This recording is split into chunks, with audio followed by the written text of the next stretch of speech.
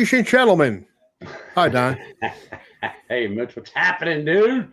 How you doing? Everybody out how you there doing? YouTube, I'm doing good. Forget about it. How you doing? How's everybody doing out there in YouTube virtual land. reality? Virtual YouTube land. And we'll start off the show with a cheer. Cheers. Cheers. Everybody doing good? Yeah, I'm doing pretty good. I'm gonna wait till there's more people in the chat because I need some serious smartphone help, but we'll talk about it later. So I'm just setting you guys up. Dan in New Jersey's here. Rick Hefner's here. Michael Lapinese been fired up. He has been posting like a raving maniac, and I like it. I like that, Michael. I like that. I like enthusiasm. My God. He is very. Paul Lou. Hey, Paul. Paul, I'll mention it later, too, when everybody else. We're going to highlight some videos, but they were from videos that I wanted to highlight last week, and we had so many our guests kind of, dominated the show, so I never got to it. But if I had, we're definitely going to mention your latest video because that's just too cute.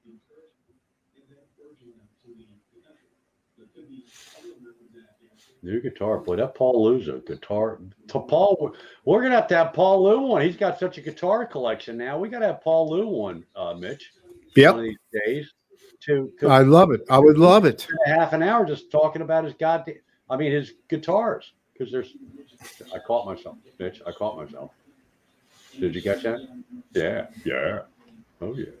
So anyway, let's see. Dan in New Jersey. I've had one sip of Jameson, and I can't even speak already. Dan in New Jersey's in the house. PJ Kobe. I said it right this time, PJ. PJ, you got some good stuff on your channel. Rick he does. He does. We know Paul's been there. Dale, where's Dale? What happened to Dale? I saw Dale somewhere. He was here earlier. Yeah, Dale, you're in there. So hey, Dale, say hi again, Dale. Where is Dale? I can't find it. He was there earlier. Hi, Janice. There's Janice. Hi, Janice. Janice, what are we cooking tonight, darling? Or are we doing carry out?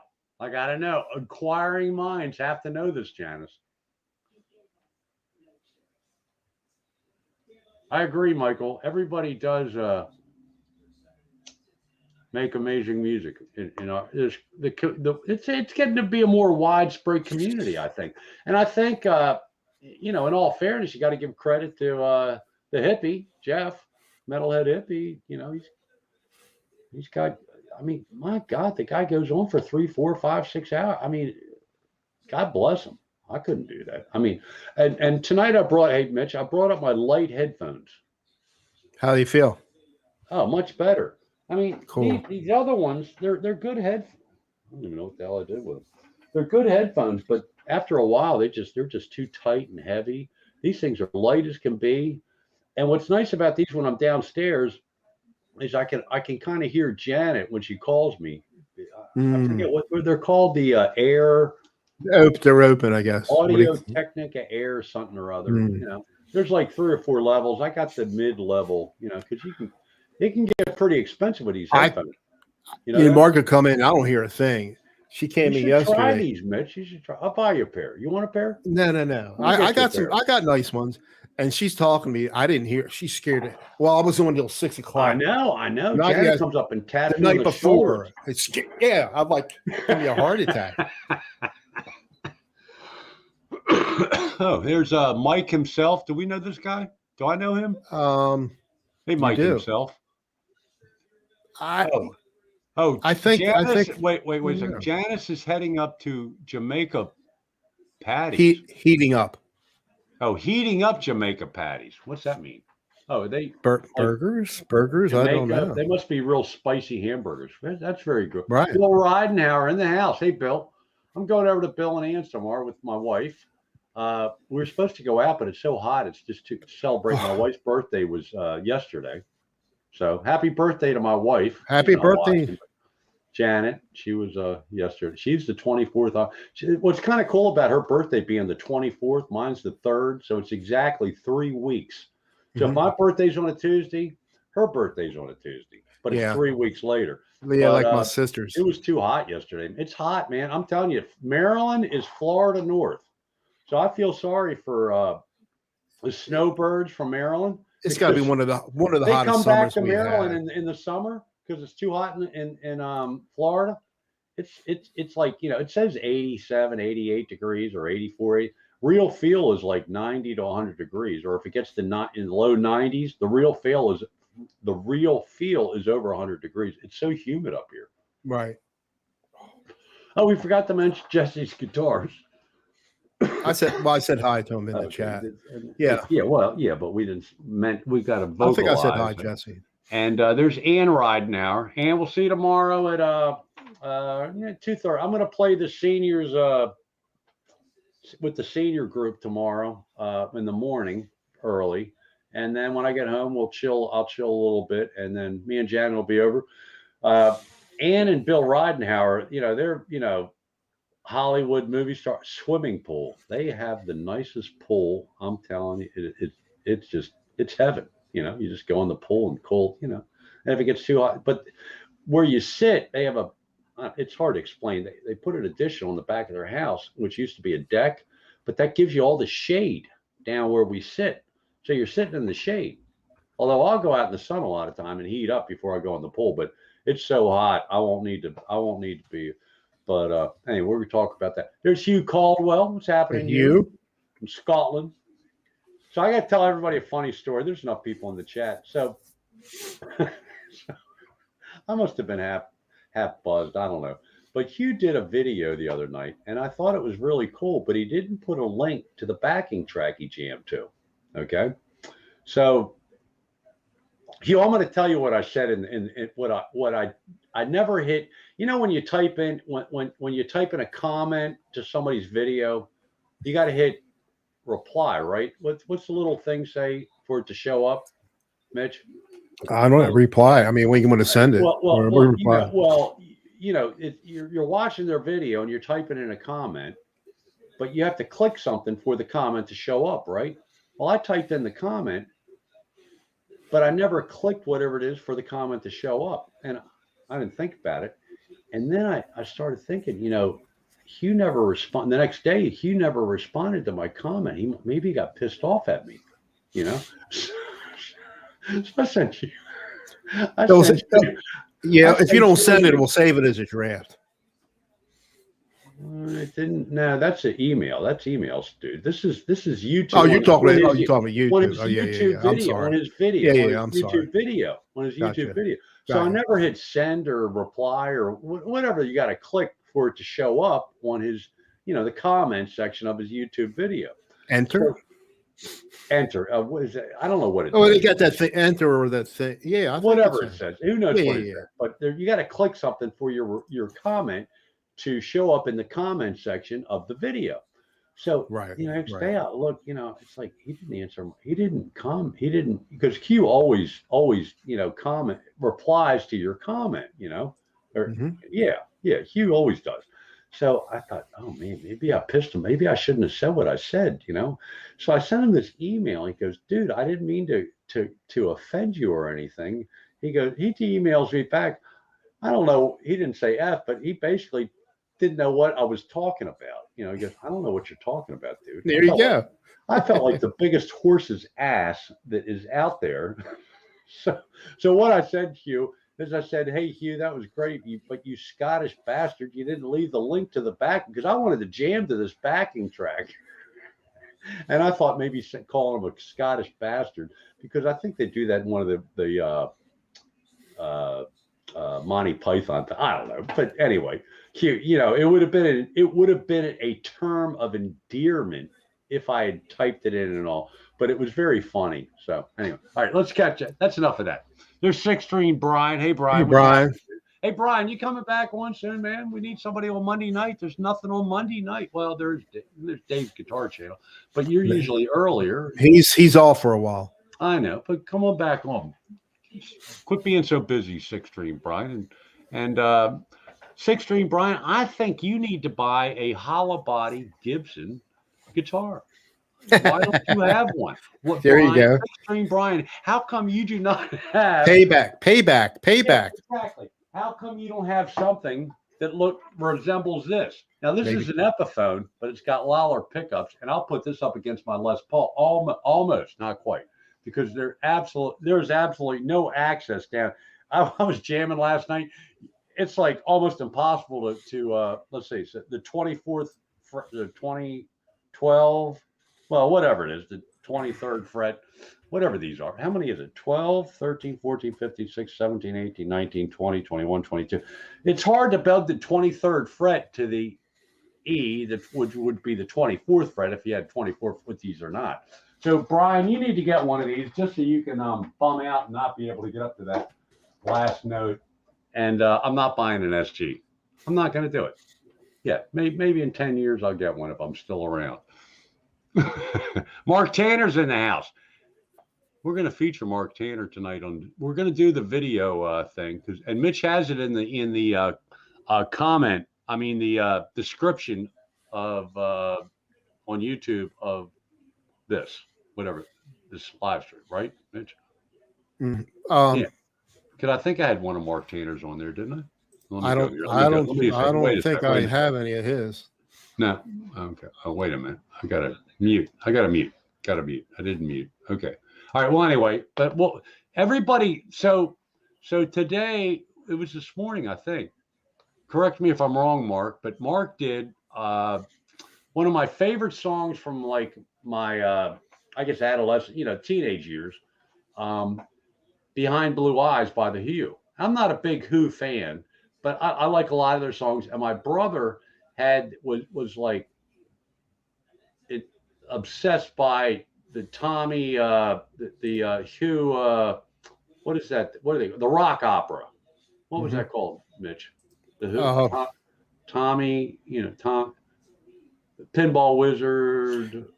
What was that called? Was it Tommy? I don't. Yeah, the whole Pinball Wizard, it was all in there. I like that song. But anyway, that whole thing was a rock opera. They were the first ones to do it. They were, Hugh is the Who were very cool. But anyway, Hugh did a cover of Behind Blue Eyes, which is one of my favorite all-time, like that when I, got away from the Monkees and the Beatles and into more things like In-A-Gadda-Da-Vida by this. Remember, I'm like 12, 13 years old. Okay. In-A-Gadda-Da-Vida, actually 10, 11 years old. In-A-Gadda-Da-Vida and Smoke on the Water and all that. You progress as you get older. All of a sudden the Monkees, I still love the Monkees to this day, but I'm over all that and I'm over the Beatles. They got kind of weird with the White Album and all that stuff. I didn't appreciate that as a youth, but as I got older, I really appreciate it. But anyway, to get back to Hugh, no, not Hugh, Mark Tanner. He did. Tommy was the name. Yeah. Mark Tanner did a phenomenal cover of Behind Blue Eyes today. I mean, listen to it twice. It's that good. And Mark Tanner, I was thinking about it, sitting out on the porch today having a smoke, and it's like his voice is somewhere between who's the guy, Louis Armstrong singing, but not really, and some other, I can't think of maybe Joe Cocker or something, but it's really good, folks. It's one of the best vocals that I've heard for a long time. So anyway, props to Mark Tanner. And Hugh, again, it was a term. It would have been a term of endearment if you'd have actually read what I typed in. It was so funny though. He sends me the maybe YouTube flag. Oh, they're talking about. Did I leave? Have we left anybody out, Mitch? I don't think so. Mike himself, is he a guitar player? I think I've seen him before, but I'm not sure. All right, I got it. It sounds familiar, but I'll do some more. So what else is new, Mitch? We need an update on the shoulder. The shoulder's doing good. I'm not going to therapy anymore after tomorrow's my last one.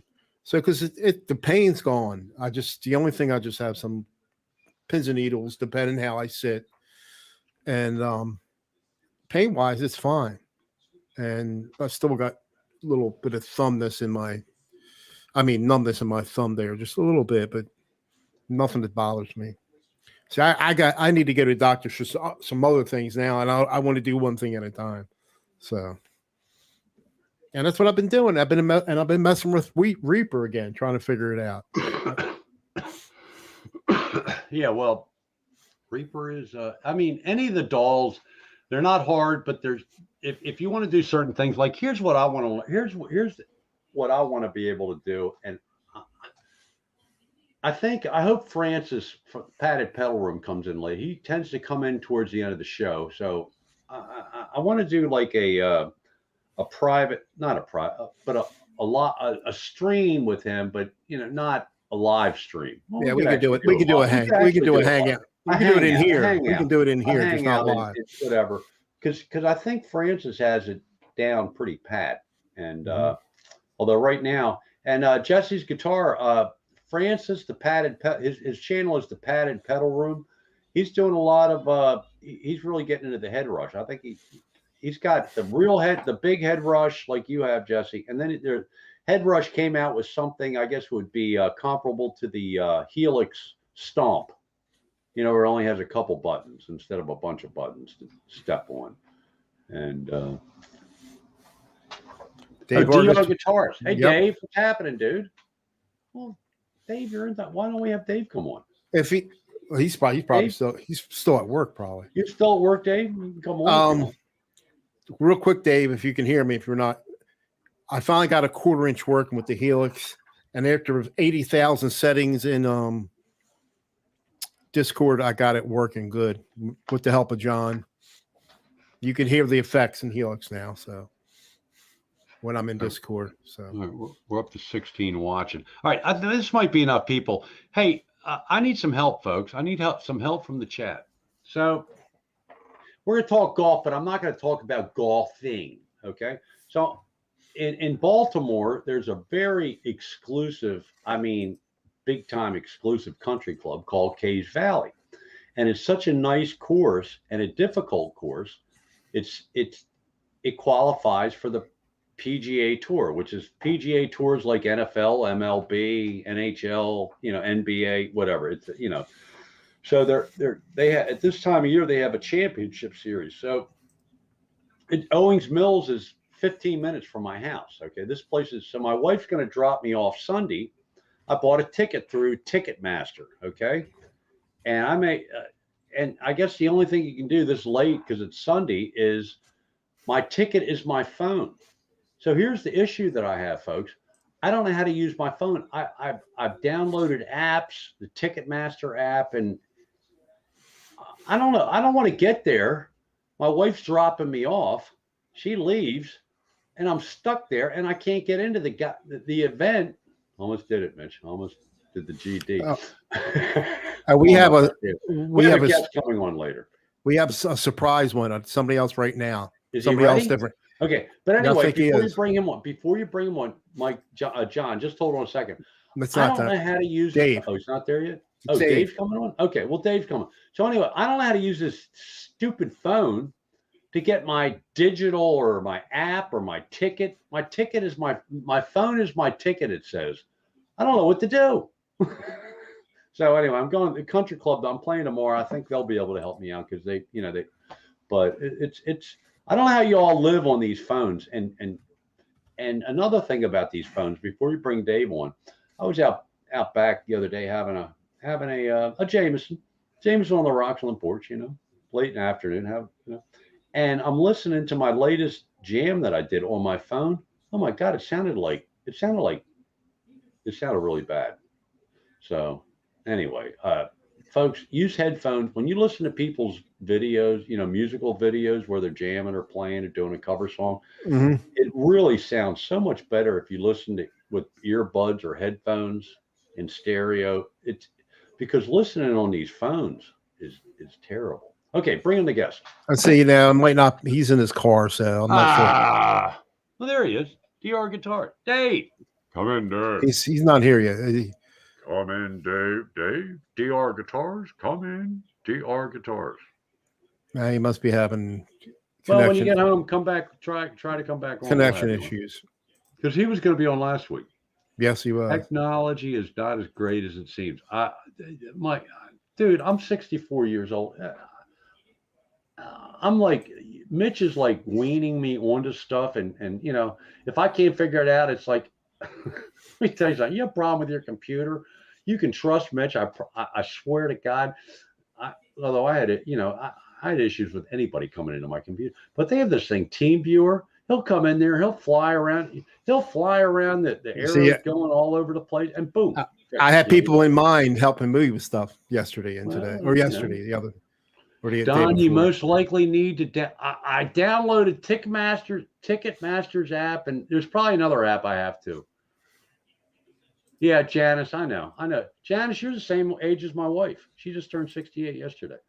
Don, drive for show, putt for dough. Oh, absolutely. No doubt about that. The strongest part of my game generally is chipping, but this new place that I'm not going to get into golf, but the greens are very fast. If you play golf where this place I joined, greens are very fast, but it's such a good deal I couldn't turn it down. 69 in October. All right, 1 year. Janice, you're 1 year, 9 months older than my wife. Oh, Rick Hefner, do what I said. Rick. All right, Rick. You should have received an email, and you can open the email and your ticket now, dude.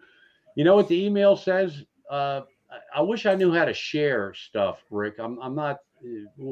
Mitch will get me there eventually, but leave that up there. So the email says here. I'll bring it up and read it to you. You know, just so you don't think I'm full of baloney. YouTube, Mitch's live, BMW 2. Your purchase was successful. Okay, thanks for your recent order. See additional blah, blah, blah, blah, blah. View your tickets on your mobile device. Something else. No, that's not the one. Okay. Anyway, something said, so you click manage your tickets. It says your phone is your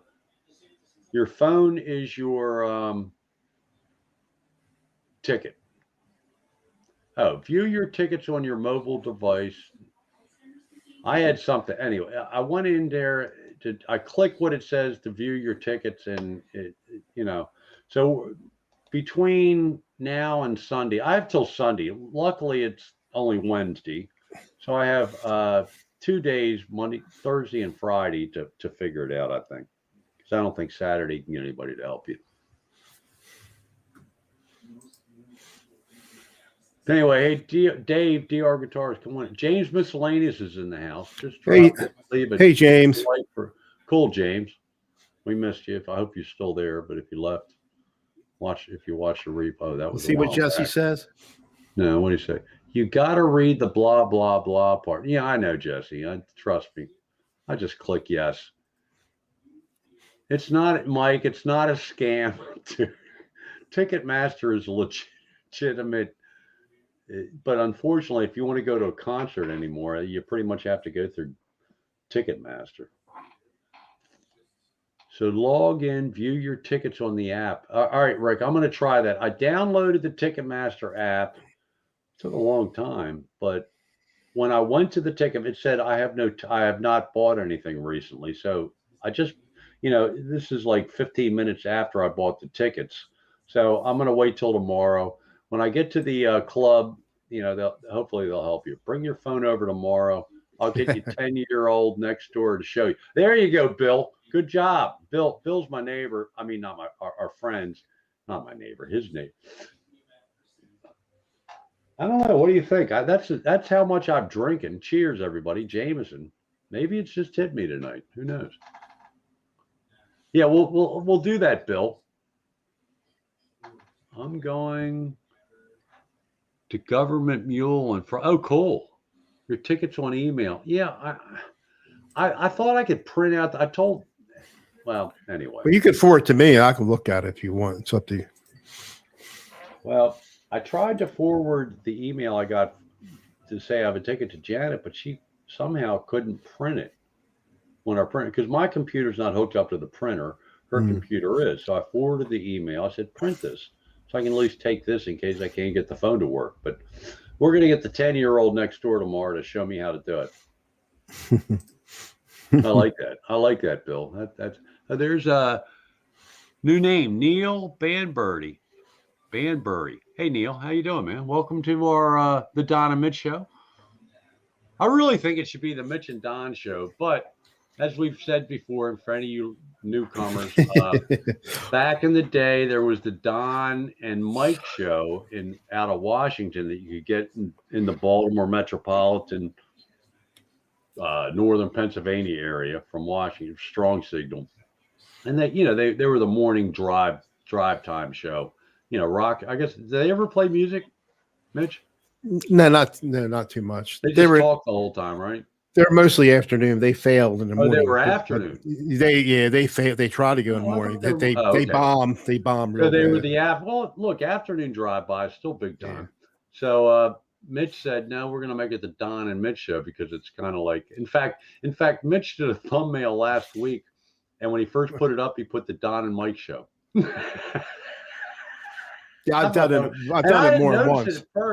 I didn't notice it at first, but I did it more than once. But I copied and pasted. I said, wait a minute, it's not Don and Mike, it's Don and Mitch. So I just think Mitch, it flows off the tongue easier. Don and Mitch. Right. Mitch Don and Mitch. Yeah, it does. But it's funny. It's the Don and Mitch show, but it's on Mitch's channel. So go figure.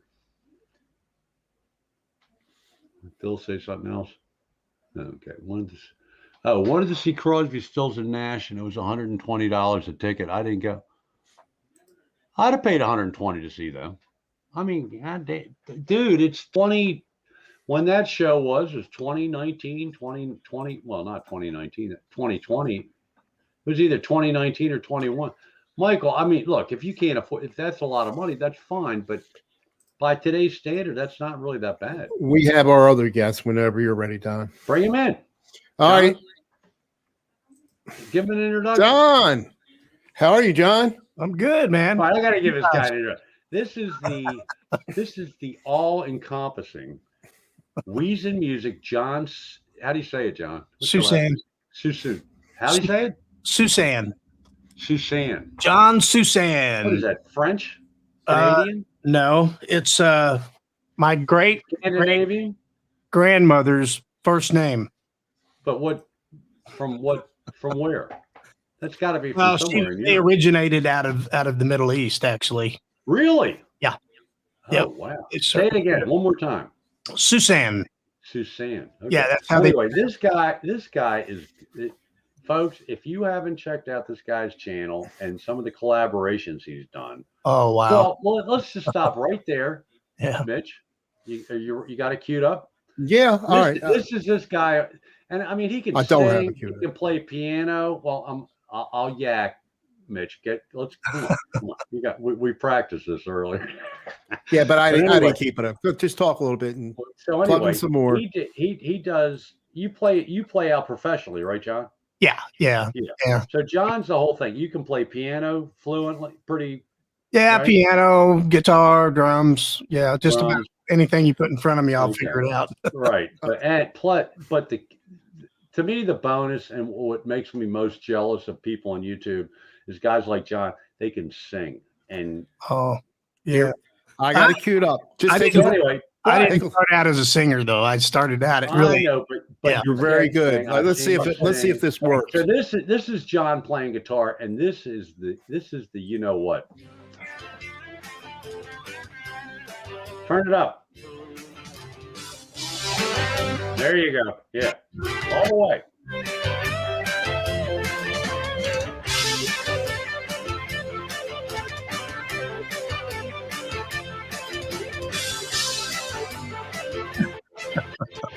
Hacker. On that. I'm a hacker.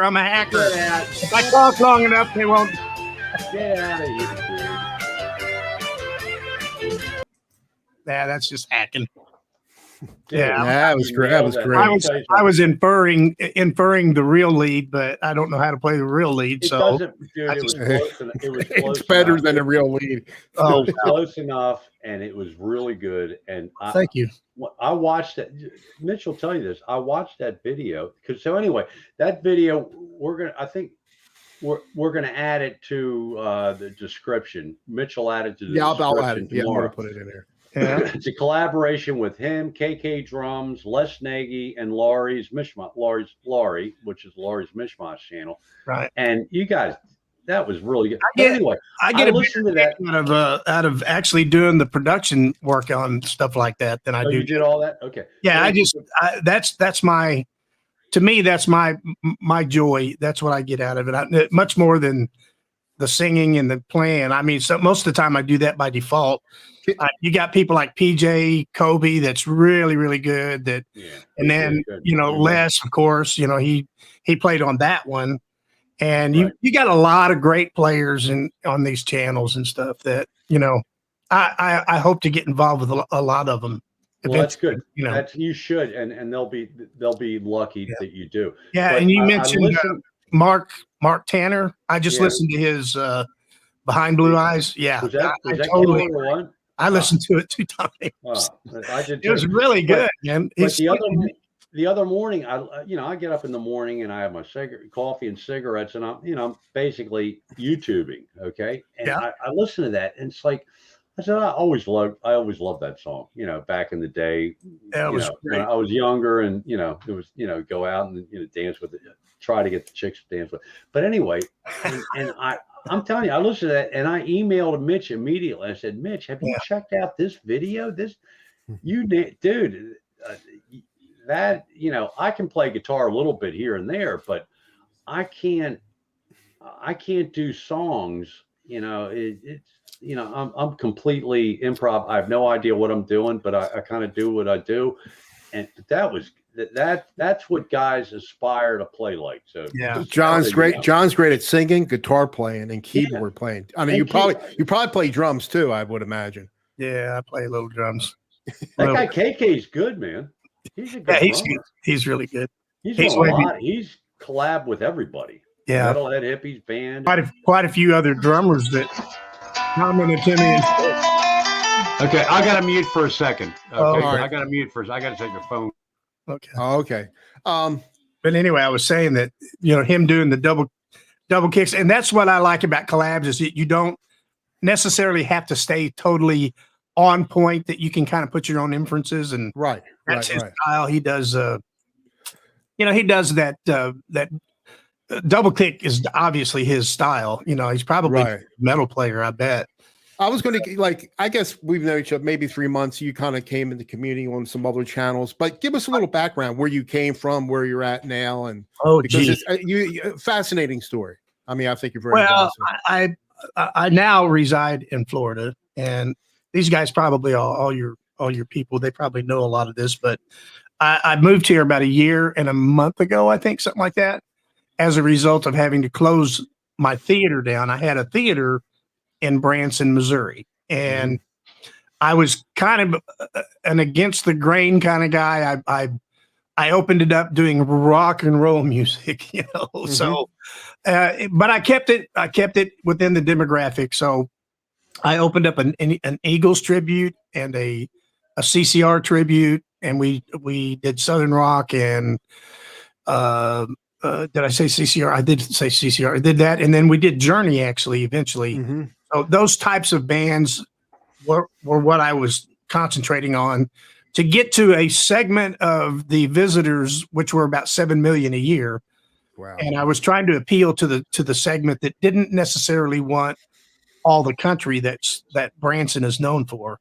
So I ended up really becoming pretty successful at kind of, honing in on that demographic and bringing them in. And it was really good to me. I mean, I have to tell you, I was really a blessed man I had my theater for right at about 9 years. I actually entered into the Eagles first about 12 years. And then I moved from the theater I started it at and went to my own place and actually built by myself. I just built my my venue, out of nothing.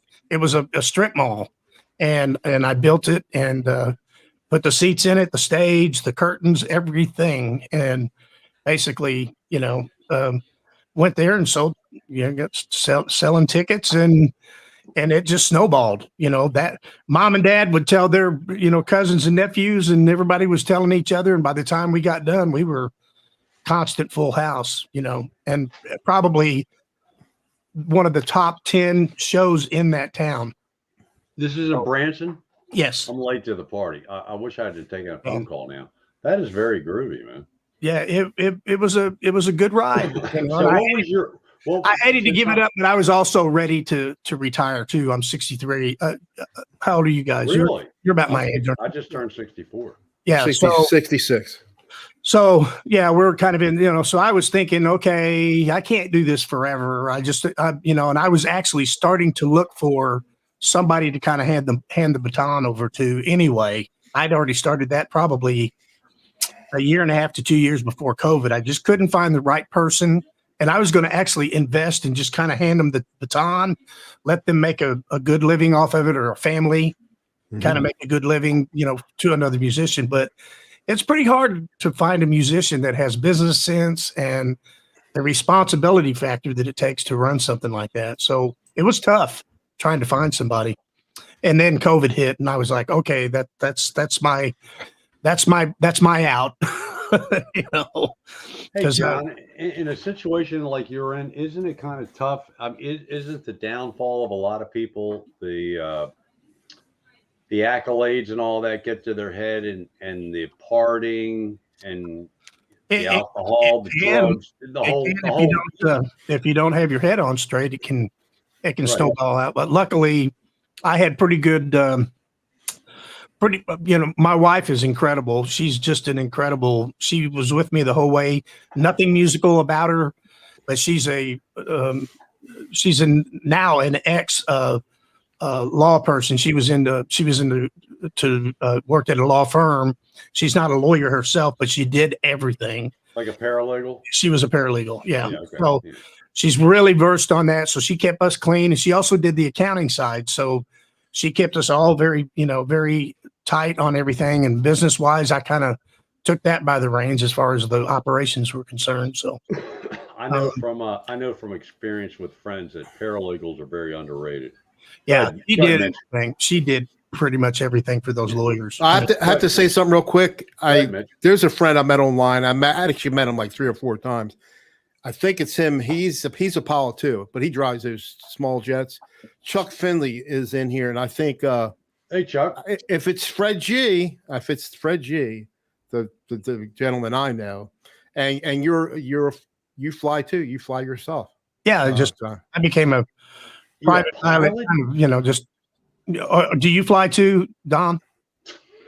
No. Oh, I thought he was talking to you too. No, this guy in the chat, Chuck Finley. But I got little tiny ones, dude. Yeah, I enjoy it. I'm the kind of a personality that I'll tackle a certain thing, and I just stay with it until I learn it, and then I get bored with it. Of course, that happens a lot, except for music. That's the only thing that flies planes or jets. Is planes, just a single engine. Oh my! Like God. Cessna, I had a 172, 152. Those types of things, just for joy. But I mean, they're economical too when you want to get somewhere pretty quick. I was telling some of the guys in my Discord channel that normally from Branson to my old hometown was a 4.5 hour trip. But when I got my license and I was actually doing my first cross country with my instructor, we're up there. I trimmed out. It took me about 15 minutes to trim it out. I trimmed out, and I don't think we were flying maybe 15 or 20 minutes. And he said, "Look up ahead," and I'd be doggone if the lake that was right next to the town I'm from, it was right in front of us. So it took me less than an hour to get to my hometown, when it usually took me about 4.5 hours to get there. It's got to be glorious to be able to be up there and do that. But real quick, let's say hi to DR. Hey, Dave. Hey, Dave. What's happening, man? Dave. How the hell are you driving in the car and doing this? Yeah, Magic of mobile data, man. Keep your eye on the road, God. I mean, come on. Sorry, John. Sorry, I was warned. Sorry, Mitch. Look, it's me. I'm all I can't believe you. I'm all the way through a glass of Jameson. But anyway, sorry.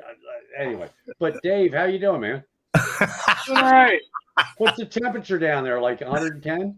That's fine. 5. Not bad. How's it in Florida? What's the temperature there? Oh, it's hot. It John, was is like, that where you're at? Where are you at? In Florida, I'm down in Orlando area. Orlando. Okay. Cool. Mm-hmm. Yeah. And we all know each other. Dave knows John, and we're all been doing been doing the Discord thing. Cool. Yeah, it was like 4 o'clock in the morning before I got off of my off of the Discord channel. Oh, last night. Well, I went to bed. But I'm listening to you guys. It was amazing. I mean, I love when you were talking about when you were flying. It's pretty we were jamming. You know, that's what I like about the Discord channel is you can get in there and people don't necessarily want to use their cameras and stuff. They'll come on and man, we had like 10 people in there last night. Yeah. I guess I got to graduate to Discord. So Dave, what's your ETA to home, dude? Another 6-7 minutes. Cool. So are you home from work? Are you have to go into the office now? Yeah. About every day. Ah, bummer. Well, you were working from home before, right?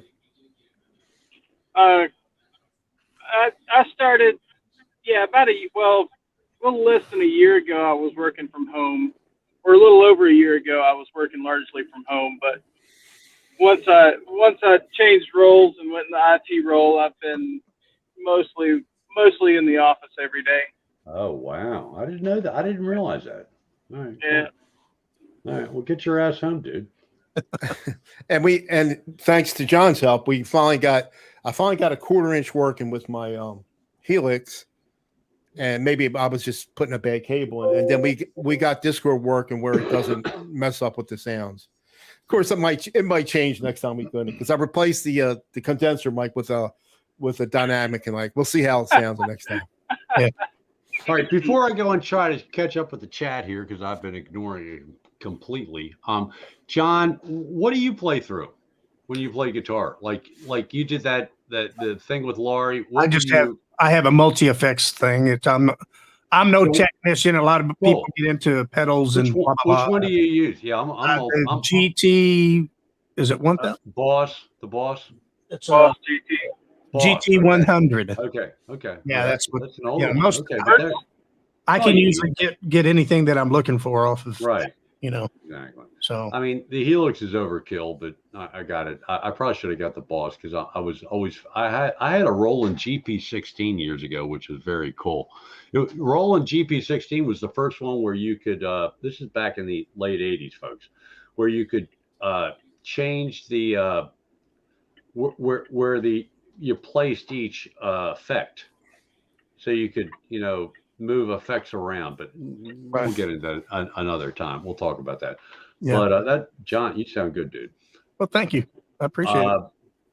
So anyway, Mitch, take over. I'm going to catch up on the chat here. Okay. Yeah. Thanks for helping me. Now, yeah. See what's good. Now we've been doing Discord, and people think some people. I don't know. They might be afraid of it.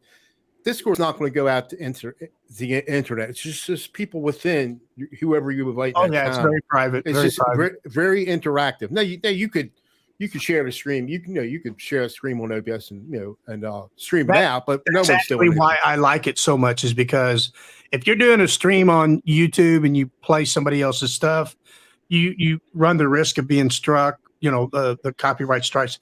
On Discord, it's nothing like that. We can surf the internet together. We can, all that stuff. It's really a cool vehicle. And it's very interactive. And you offered to show me some stuff on the guitar, which I'm going to probably take you up on it. And sure. I mean, it's and now that we can get the sound work. Hey, PJ's in here. I was just talking about you, man.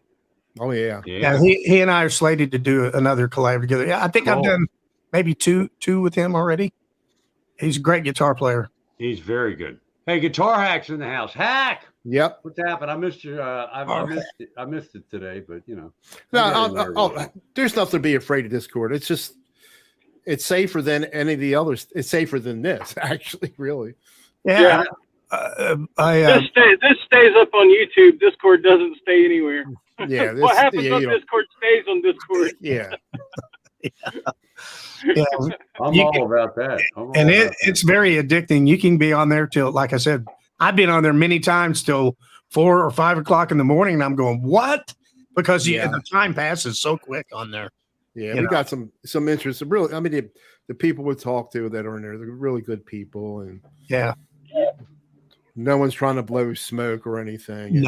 And we all help each other out. I mean, well, I'm the one that needs the help.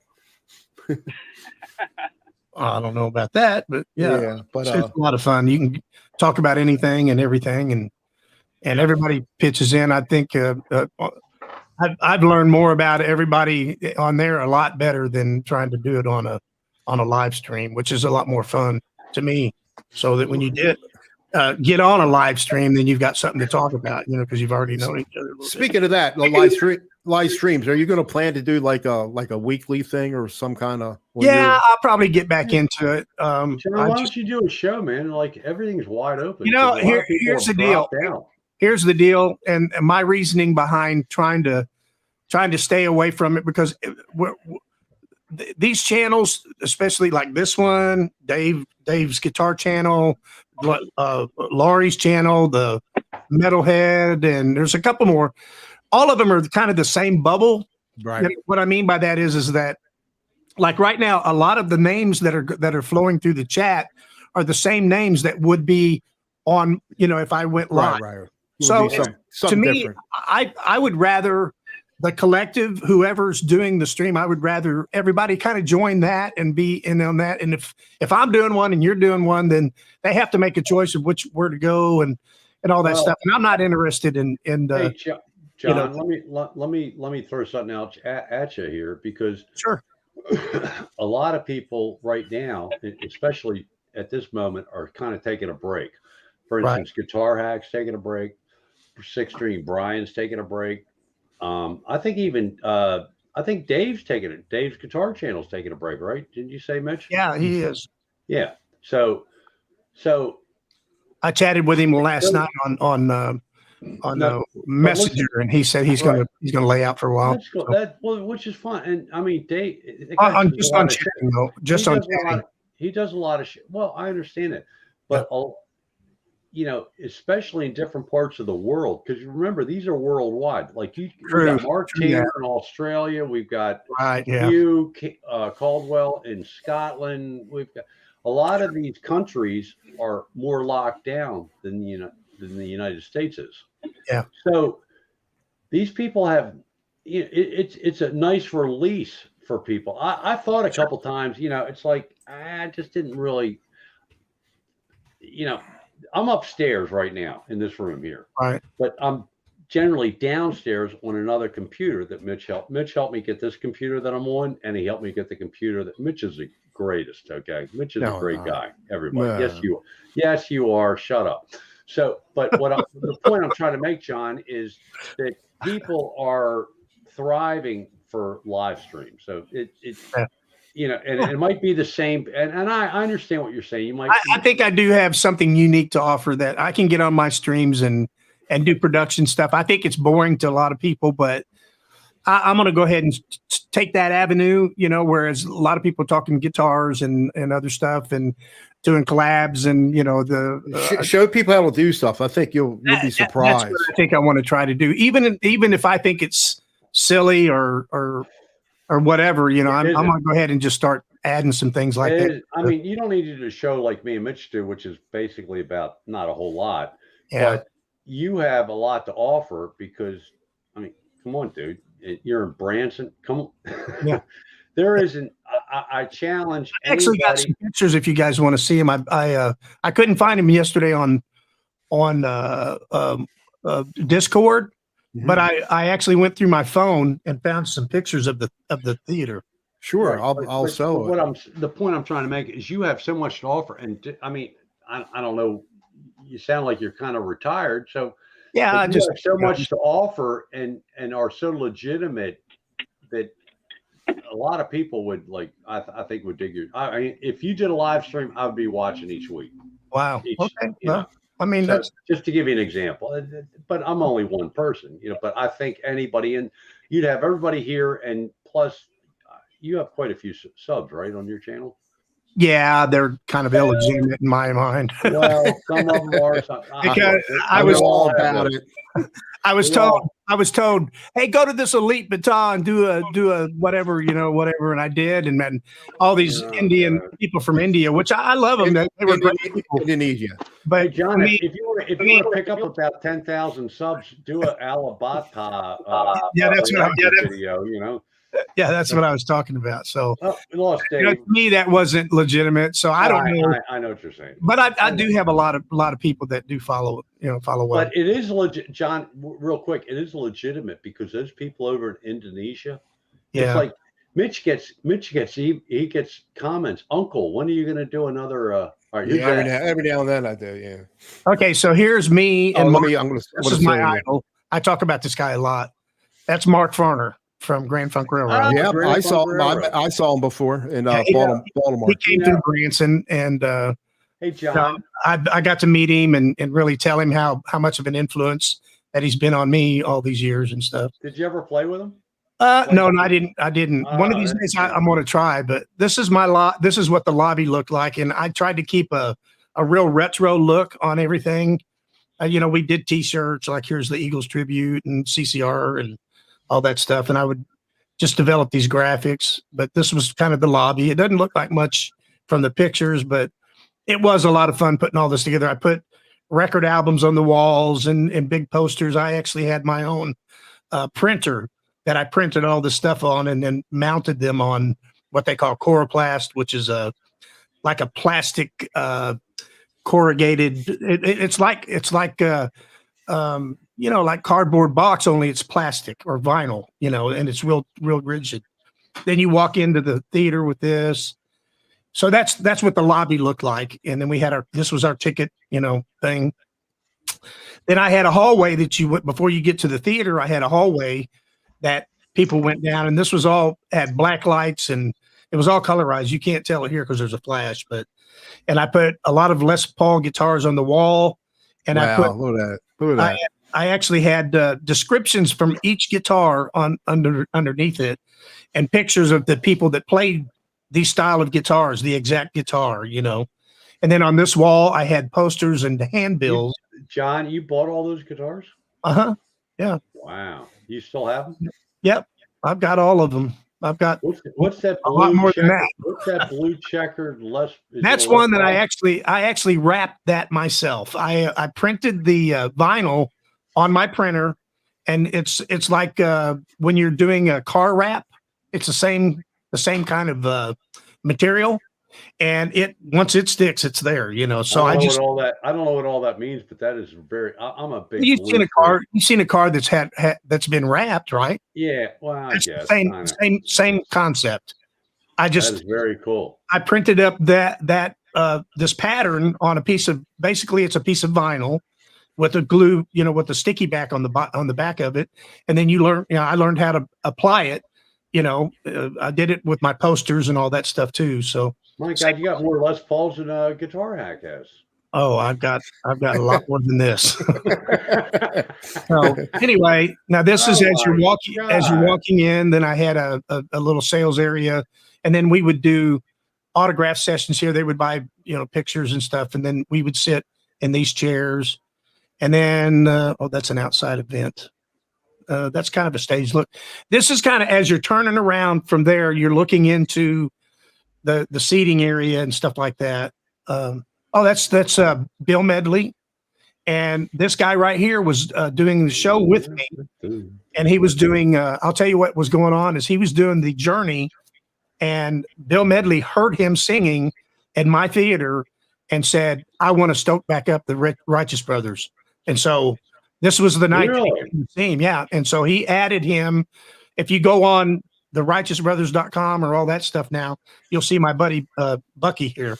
And him and Bill are together now and doing the Righteous Brothers. Wow.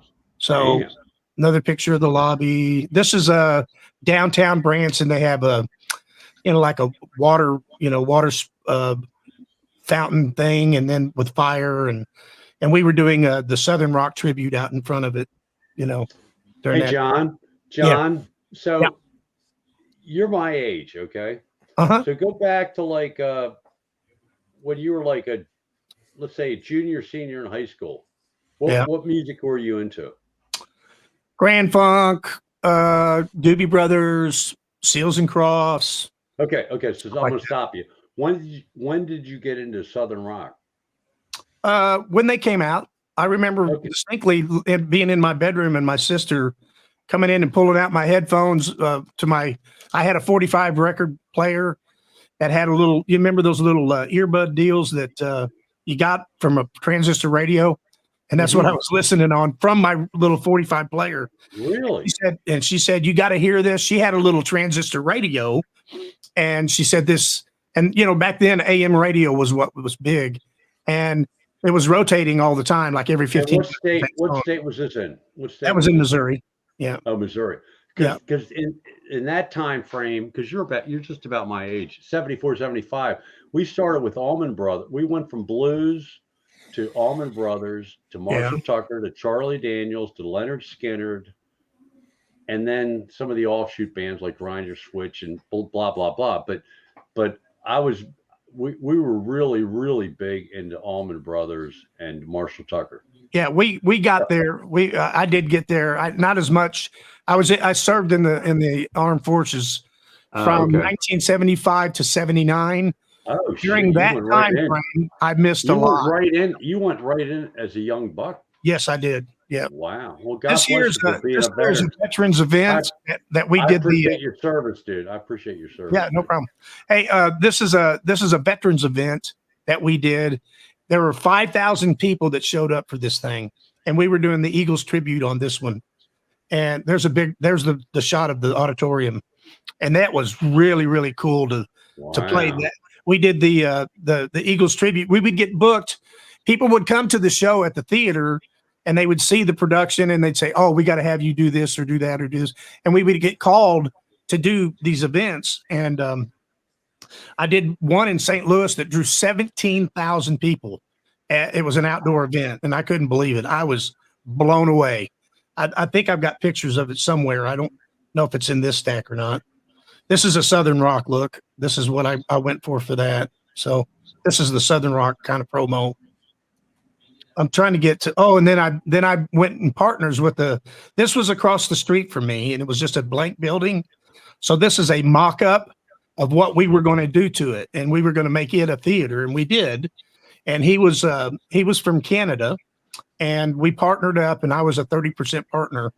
And then he basically bankrolled it, and we made it. It didn't do well, but it was a fun experience. But it had a little nightclub right here that we created out of it, and that was kind of cool. This is I bought these seats from the University of Oklahoma State University for $5 a piece, and then we started installing them into the place across the street. That's what this is. Wow. And that's another mock-up of it. So I'm trying to get, and we had a thing called it was steampunk motif. And so I had this actually made by a local iron worker, whatever. And this is the inside of the club that I just showed you from the outside a while ago. This was the inside of the club from the stage, looking at the people. We would do a concert across the street and do the Eagles thing or the CCR thing. And then I would say, hey, we've got a party going on right across the street at the club. We've got your favorite beverage. Come over, have a good time. And that's what this was all about. Hey, John. Yes. When you guys did the Eagles thing, did you have to pay them money? Oh, yeah. Mm-hmm. That is so wrong. I was there. That is so wrong. Oh, no, it's not wrong at all. We made a good living off of their name and their I understand. Music. Okay, but listen, I mean, when I was young and dumb, and we'd go out to places, it was all the beer you could drink, all the champagne. I'm just going to run through some of these pictures here. Cover bands, and they'd play one of these nights. They didn't have to pay any money to the Eagles to play one of these nights. You know, I'm I'm going sure back to they the probably 80s. they The probably Set did, Light and you 7. were aware of it. You know, In the 70s? In the Yeah. 70s? I don't think so. well, you know, back Cover then band. they were a lot Bands. I think, more lax. yeah. This is mid stream. I decided to revamp the stage, and so this is what we're doing here. Is we're kind of redoing the lighting and stuff like that. This was during we got 1 month during our season in January where we shut everything down and we redid lighting or redid whatever, and that's what we got going on here. But I had the platters in the morning shows. This was the platters. They did that at my theater. So now this is my CCR. This is my CCR setup. That's a video wall. That's why it's got squares on it. Is that it's a video, so it doesn't transmit well with a camera. But I bought all of these tuck and rolls and dressed them up with the stage, and then I did. This is actually pictures of tuck and roll with the logo of the show, and then you can see that guitar, that blue guitar that I had. That was part of the show. And then off stage, we would have other guitars over here, that kind of stuff. So, see if I can get any. Yeah, that's kind of the generally what it looked like from a seat or something maybe. This was a moneymaker right here. I would buy these tattoos from over in China, and they're fake tattoos. You put them on your arm, and they look like you've got tattoos. And I mean, they look real. And people bought these things up like crazy. And they'll wash off though, yeah. That doesn't wash. It's a sleeve. Oh, I got you. Nylon. Yeah. I've seen them. Yeah. But it looks so real, man. It's like, I put them on my shows a lot of times, so this was just promo shots and stuff like that I would put together. This is a really good picture of the theater from the back right view. And you can tell it housed about almost 250 people. And I mean, it sold out just about every night. We would never have any less than like 120 or anything like that, and the tickets were about $32 a piece, So yeah, we made a good living. I was able to pay my guys really good, pay all my insurances, the building cost, all that stuff. I was able to do that, for a good, well, I think we were going on our 9th year when COVID hit. So yeah, that's kind of from the stage looking at the audience area. Very, very cool, dude. Yeah, it was a neat ride, man. I loved it. You can tell. Yeah, it was a lot of fun. So did you have any Southern Rock guys sit in with y'all? Oh yeah, we had see, that looks so ugly. I can't believe that I let that happen. I'm looking at, and then we're digging it, dude. We're digging it. I would do specialty things like this is Bucky, the guy that went on with Bill Medley. This was our bass player, and this was one of the guitar players I used. And I had them dressed up. Yeah, well, I had them dress up so that we could do a Halloween special production for, that's another shot of that. Anyway, this was the outside of the building. These are prints that I did on my computer computer first, and then printed them on I had a 54-inch printer that I printed these out on as well as what's on the windows. And it's just sticky back with on that vinyl cardboard. And then I would just staple them up there. That's what that looked like. And then I had what you're talking about. it's really nothing to it. I'm sure you've seen cars that have been wrapped. You just okay, but I mean the whole. So are these pictures taken with phones or this is just my phone. Yeah, really. Yeah. Wow, that's so cool. That's what it looked like when it was. So you can see, I'm just showing you what I had a LED screen here. Closed. Wow. And then I put these are LED chaser lights, and I had the little LED strips. That just kind of, that's what it looked like from the outside. So if COVID had never happened, would you still be out there? Do what now? If COVID had never happened, would you still be happening? I took this picture because if you notice on there, it says temporarily closed. Yeah, right. And we're in this together. Stay healthy. Right. And then CDC.gov. Yeah. This is right when it happened. I was trying to. But if COVID did happen, would you still be out there? I probably would, still in search of. Oh, we made the news too. What we were the first theater to make the decision to close up, so they did Really? a news article on Wow. television, locally in Wow. Springfield. Yeah. Wow. So yeah, they said whatever, you know. So, and anyway, yeah, that's another shot. Oh, this was the most bought coupon book, and they put us on the cover. That was Cool. Oh, look at that. because there was That really helped, huh? 150 shows going on, and they chose us as being on their cover. How If you cool is can that? imagine that. So, but anyway, there's that. You know, it was a good ride. I had a real good time with it though. It was a lot of fun putting all that together.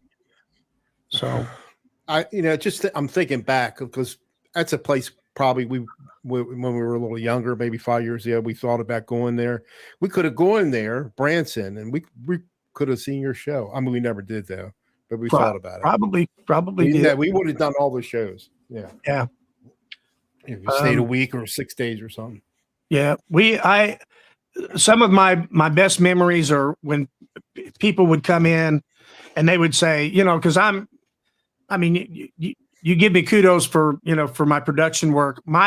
My claim to fame, so to speak, was that I would listen. You know, first of all, I got, like 20 songs of the Eagles, and I would get every album or every recording I could, listen to it intently, and play each instrument into my DAW. Okay. And so I had 20 tracks on my DAW, and then I would produce it all out as if it was a reconstruction of that song. Then I would take it to my theater. I would mute bass, drums, guitars, everything that we could not do on stage as a result of, because, when the Eagles go live and they do live concerts, they've got 12 people on stage. So you got little nuanced things that are in there that you can't do live, because I can't hire 12 people to do a concert like that. So I kept it to 6 people on stage for the Eagles. We had 4 of us on stage for CCR, and that's a lot of people to pay. So you got to really finesse your way through it. But even with those 6 people, I still needed to add probably 3 or 4 parts, and just because they would do like 7 guitars on some of these recordings. It was crazy, When you really listen to some of that stuff. I tell drummers, one of the things on Hotel California, in the very beginning, you'll hear a cymbal that goes with a phase shifter. It's got a little phase to it. And if you go back and listen to it, you can hear it. Well, you can't do that stuff live. So I would record that single thing and then put it in on the DAW. And then we ran the DAW with a click track. The drummer got it in his ear. And it also allowed me to sync up all of our lighting, all of our video. Everything was, if we were doing a song like Hotel California or Life in the Fast Lane, whatever it was, every one of those lights on stage were programmed. I had them programmed, and they would come on at the right time. If it was a lead guitar player, it would swoop to him. If it was me, it would swoop to, and it was just right spot on every time, So this is you got to understand, for the average chat member here, this kind of stuff is kind of like mind-boggling. It's not really when you as a whole. I can't figure out Reaper, and you're doing a doll with a live performance. John can. John knows how to use it really well. I'm muting, and I'll be okay. Well, maybe he doesn't understand it, but I'm sure there's a lot of people that visit these chats. They know what's going on. Yeah. I know Mark Tanner does. PJ does. They all know what I'm talking about. I know what you're talking about. Like I said, I even got to where I installed Reaper on the old laptop today, and I got some effects, some free plugins, so I got them working. But still had to mix it, and like a lot of these places, they want you get these plugins, they want you to sign up and for accounts, But I had Guitar Rig 6, and they have a free version, and it's got enough to plenty enough to get you started. Let me talk to Dog Pie. I saw him that he mentioned the linens. The Lennons, I know that family very dearly. I know all of them, all the sisters. I know Bill. Bill had a show in my theater. He was really resourceful in getting his own pretty much his own bus group crowds, and so he would book buses, and he put a Woodstock tribute, and he did Crosby, Stills and Nash, all that style of like three acoustic guitars, maybe a guy on a cajon and stuff like that, and all those harmonies between him and his wife, they were just phenomenal. And they had a show in my theater and called it the Woodstock Tribute. And Cool. but I know all those guys. I know him and all his family. He's got cousins that they're all just phenomenally talented, and they would come in and do their special shows and stuff like that. And that's what we worked. And we just did a ticket split kind of thing where he would come in. And I remember Barbara Mandrell. She was really big at one time. Did you ever meet her? Or? I didn't. She didn't spend a lot of time. They had one venue in town to where people like her or Dolly Parton. They would come into the Grand Palace, and that seated 5,000 people. Oh, yeah. And they would come in like on Saturdays. They would have something like that. I was more of a how do you call it? More of a showcase level venue. Now we got incredible reviews, always did. But you would have national artists that came in and did their stint. Now, Glenn Campbell, Charlie Pride, Glenn Campbell, you had Andy Williams, Mo Bandy, those kind of guys. They all had their own theaters. As well as Mel Tillis had his theater, and let's see who else was. Mickey Gilley had his own place there, and then you would have other people that would have a show, and then they would do the other time slots. When they weren't doing their show, you would have another country act that would come in and basically rent the time slot, and then they would be in that theater and stuff like that. But I actually played for Andy Williams. His wife, his wife loved my voice for some reason, and so they had a restaurant across the street from his theater. It was called the Moon River Grill, and it was the Moon River Theater. And the Moon River Grill had a little club in it, okay, and it housed about 100 people or something like that. And we put together a little combo, and his wife told him, get a hold of, and Bucky, my buddy, he and I both were hand selected by Andy Williams himself. He said, and I'm going up to Andy Williams's office, and I'm like, oh gosh. Yeah, how cool is that? He looked at me, he said, my wife likes your voice better than mine. I thought it was funny, but we were doing like Styx, and we were doing a lot of fun Boston and Styx as an acoustic thing, Mm-hmm. And but she just loved it. We were doing Christopher Cross and stuff like that. Anyway, he said, well, I want you to play it at my grill, my Moon River Grill, if you guys will. And I played there for I think about 3 years, every Friday for 3 years. And then Michael, probably Dogpod knows Michael. He was the cousin of the Lennons. He played piano in the restaurant area, and he did that for the whole time I was there too. So, but yeah, it was a fun town. After they got to know me, they had to get to know me. It's like any other town. It's no matter how big it is, it's small. And you got to break in and all that stuff. There's Les Ney joined us. Hi, Les. Les. Yeah, we just talking about you a little bit ago. Yeah, man. Hey, John, was so the Andy Williams' wife? It's a French gal, right? Was she as beautiful? No, that's the other girl. She was. Yeah, I think she actually got. She got. I mean, I remember Andy Williams was like my mom's favorite. So. Yeah, I remember, but he was married to a French. Did she pass away or something? Yeah, years ago. I didn't realize that. Hey Don, did you trip over your wire again? Your mic's. Oh, I think you did. It's cut doing the same thing it did a couple weeks ago. Yeah, I sure did. Good job, Mitch. Yeah, I I did mean, trip over it, and yeah, I was out of I power. remember Andy Williams and then Glenn Campbell. And Glenn Campbell, he was a very good guitar player. Sarah, my wife, was his personal secretary.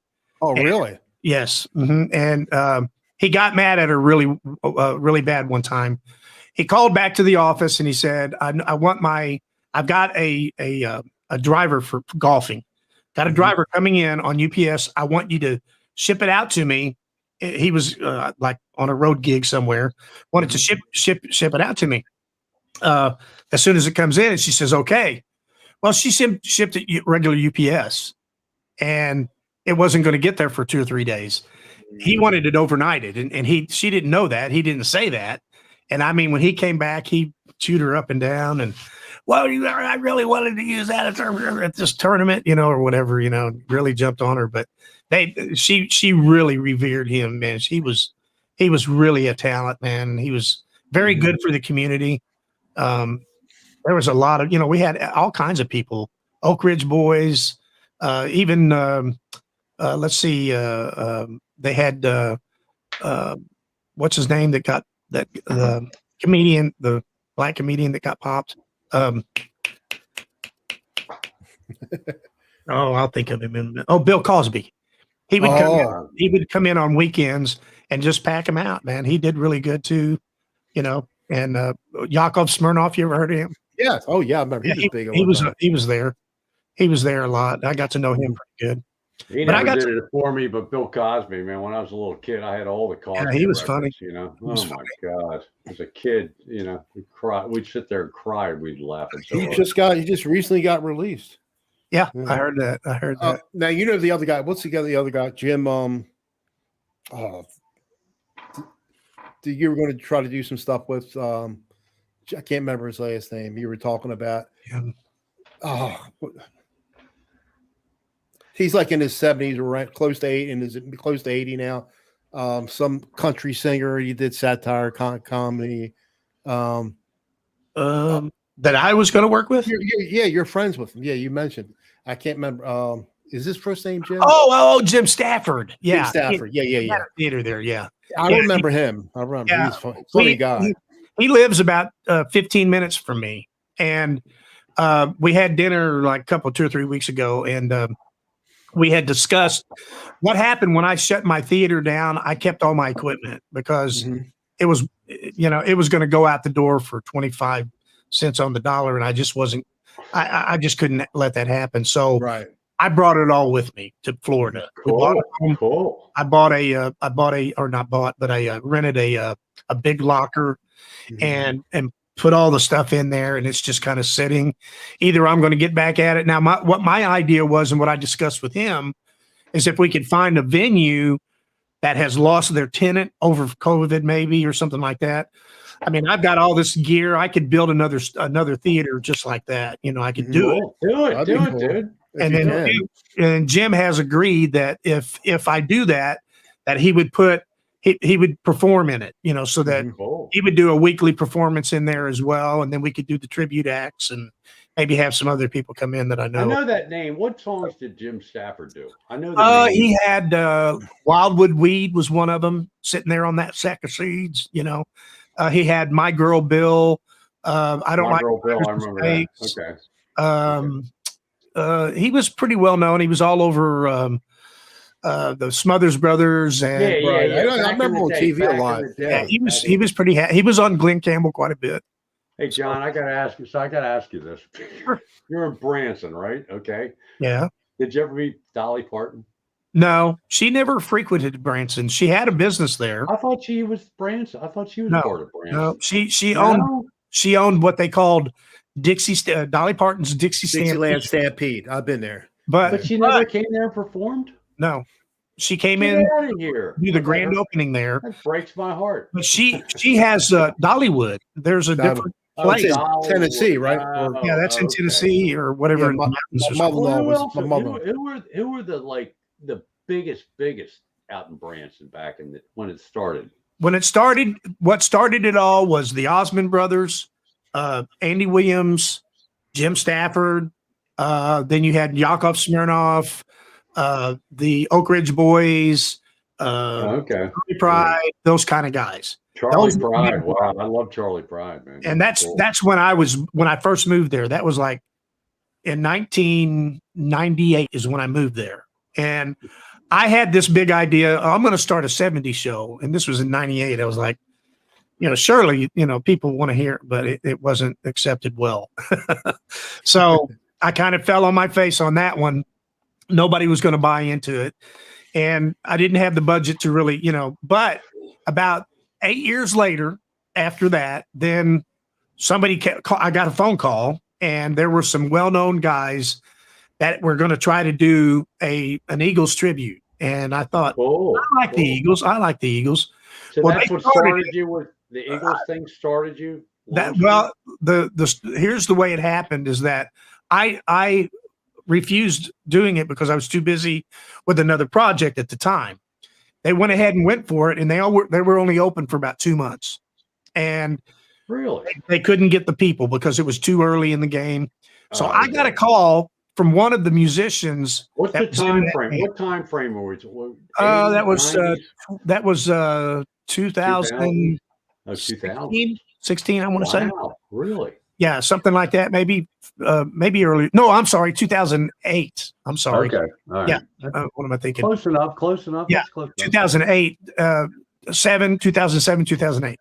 Okay, so here's the way it happened is that they called me up and they said, we need a Don Henley.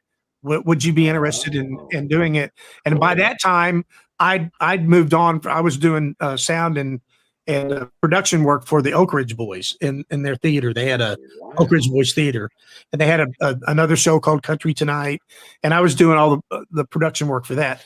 Well, I finished that job up, and so I went ahead and said, yeah, I'll try it out. We went to the rehearsal, sounded great, and I thought, okay, now we need a venue.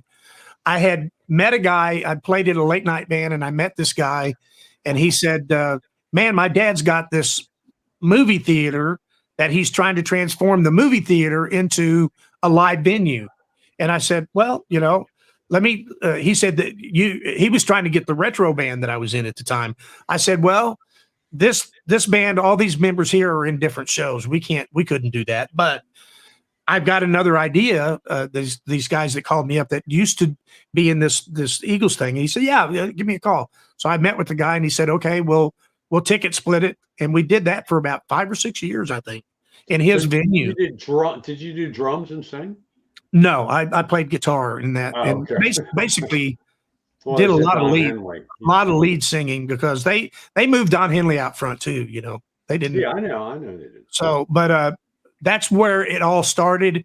And we ended up being the biggest draw in that venue. They had like 7 shows and we ended up being the biggest draw there. But, I just, there were some, not issues, but we weren't in control of our own ticket sales or anything like that. It was really getting to be too big for us to allow somebody else to control that kind of stuff. And they were making all the money, and you were getting paid, but not as. Yeah, we were doing okay. We were doing okay. Ticket splits are ticket splits, and they're fair. When you agree to them, they're just fair. But I wasn't wanting to re-up under those negotiations. Plus, I wanted some different. Everybody kept saying we were doing afternoons at the time. By the way, well, good for you, man. So I went to him and I said, everybody wants us to do evenings. And he wouldn't let it. He wanted this country show, the Grand Country Ladies or something, and they were terrible. But everybody was suggesting we would come to your show if you guys had a night show, because night shows is what's happening. Even though we were doing really good numbers, it wasn't the same. So yeah, it's kind of different going out in the day and listening to the Eagles as opposed to going out at night and listening to the Eagles and. So anyway, I had another like I am. I had another guy that approached me that had that building that was a mall, a shopping mall that had been vacated by a ticket company. And he said, he said, if you'll bring this show to that venue, you can do whatever you want in there and we can do a ticket split. And so that's what I did. And I was in control then. Nice. So now I could set my ticket prices. I could, and it was very fair as far as the split. And then I I told him, I said, I'll do it if you'll let me move it into a lease option where I can just lease the building from you. And then I have 100% control. So then that's when I just filled it up with other shows. And Cool. I had a morning, afternoon, and evening show going on, and I was, I was producing all of them, but I was able to actually bring in people for each one. The Platters show was there. They were. When did you breathe, dude? I did all right, man. I was busy in the beginning, but at the end, it was just floating on its own. It ran itself, so I didn't have to worry about it. So amazing. Anyway, that's my story, and I'm sticking to it. And so you have a band out here now you're doing stuff with, or? Yeah, it's just a little combo. We just got another drummer yesterday, and the drummer we were using was just not committed. So we went searching for a guy that would be. So my idea here is that maybe not be so important to get a venue as much as it would be to find some band members that I can actually develop them and then add a few guys, and then we could do the Eagles or the CCR tributes because they obviously bring a lot more money. Right, so when things spark up, I can move from this little club, 4-piece thing into a 6 or 7-piece Eagles tribute at any given time, and so that's what I want to do. You should have plenty of places, venues there in Florida. Yeah, and there's it's right. I mean, the demographic here is perfect for that. Because they're all my age group, and who doesn't in my age group doesn't love the Eagles or CCR? Oh, yeah. So that's what I'm going to go after. And I'm just taking it slow, like I'm doing everything else. I'm a bloom where you're planted kind of guy. I like to bloom where I'm planted. So I got you. What happened to Dave? Where'd Dave go? I don't know. He was having trouble with his phone connecting. Ah, okay. So I don't understand. I give people a lot of whatever the word, credit for being able to do stuff on the phone. I do nothing on my phone but talk, and I hate texting, but I'm texting tonight.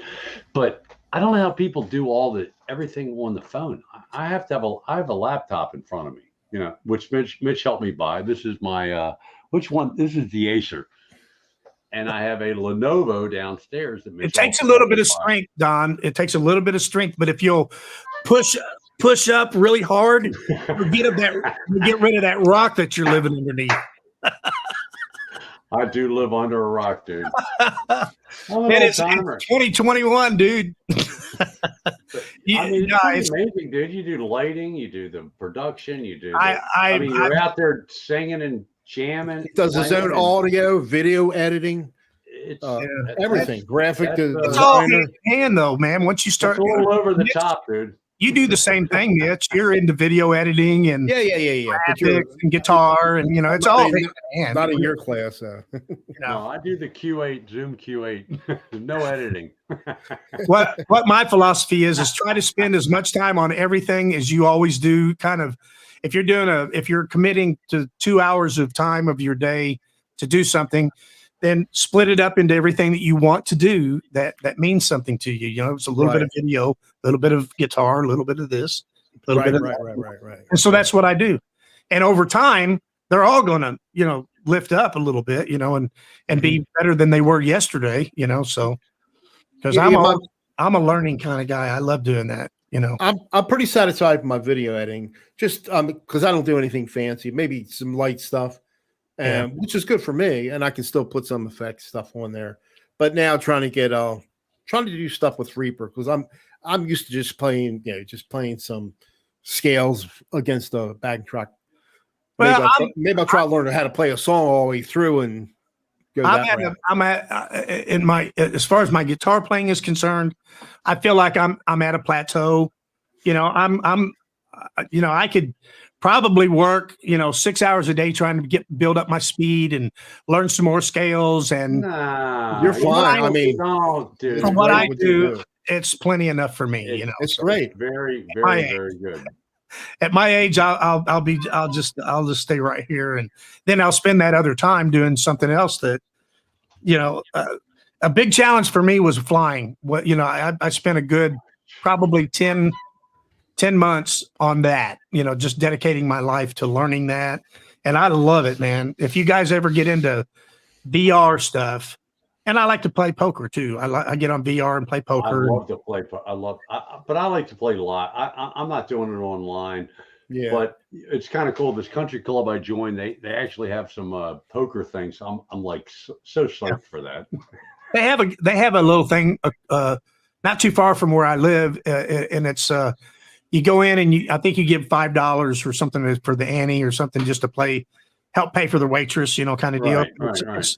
It's a tournament, and you go in there for no money. You can't do that for money. But I think they do. Oh no, they do it for gift cards. Well, that's fun. Restaurants and stuff. It's just fun. Like, I don't know, any of y'all out there that gamble or anything, but Texas Hold'em is a blast. No, it's so different than playing 5-card this or stud or draw or 7-card. The Hold'em thing is very intriguing. I watch a lot of blogs on a couple of different guys, and I like it. It's a lot of fun. I enjoy it. I really do. So do you golf, John? Have you ever golfed? I'm a hacker at golf. My brother's really, really good, but Don's real good. I can get a ball, but that's about it. It's still fun though when you go out, right? Oh yeah, I mean I'm a blast because I'm the guy that will come up and step on your ball and get it in the ground. Nice, yeah. Bury that. I'm the one that'll pick it up. It's a great line. I'll pick it up and throw it about 50 feet, the other way. I'm predicting Don's going to get into the 70s before it gets cold out. Hey, where I'm at now, I will break 80. Very close. Let me tell you, I played Sunday in the thing. I won money. I don't even know how much because they had a crab feast afterwards, and I wasn't sticking around for all that. My wife is like, "No, you're just going to go to this club all the time and play golf." It's like, no, I go and I play.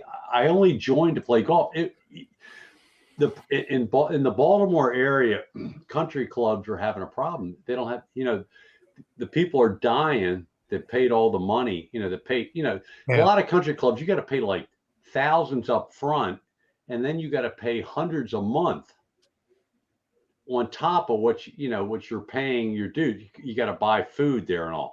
Well, it's so bad now that there's no initiation fees, and you just pay so much per month, and you can play as much as you want. And you got to pay for the cart and all that. But I like to walk. It's too hot right now to walk, but I'm saving money by joining this. So I'm trying to explain this to my wife, but anyway, I won money on Sunday. I don't even know how much I won but I played well. So it's fun. Golf's a fun sport. What's really funny is I live in a golfing community. Oh, well, you're in Orlando, man. You got every that's like this 15 minutes away. You got any direction. You got 5-6 courses, right? Yeah, it's unbelievable the course that I live on. It's like, oh, you live on a course. Yeah, Mitch, the house across the street. It's in its backyard. Mitch, get this guy off the course, off the street. Yeah, I don't golf, but however, I'll get up sometimes and I'll go in my front yard and there's like 2 or 3 golf balls. I'm like, how did they get here? Do you ever sit out there and watch them play? No, not really. I'm just I'm not a golfer. Okay. Hugh asked me to post that for you, Don. What? If you ever get to Scott? Hugh, let me tell you something. With the COVID, who knows? But my bucket list is to get to Ireland and Scotland. I could care less about England, but I want to do Ireland and Scotland. And if I get to Scotland, Hugh, we will hook up, dude. I promise you. So have you ever? Unlikely, but it's very feasible. Have you ever got a hole in one? Once. Did you? Yeah.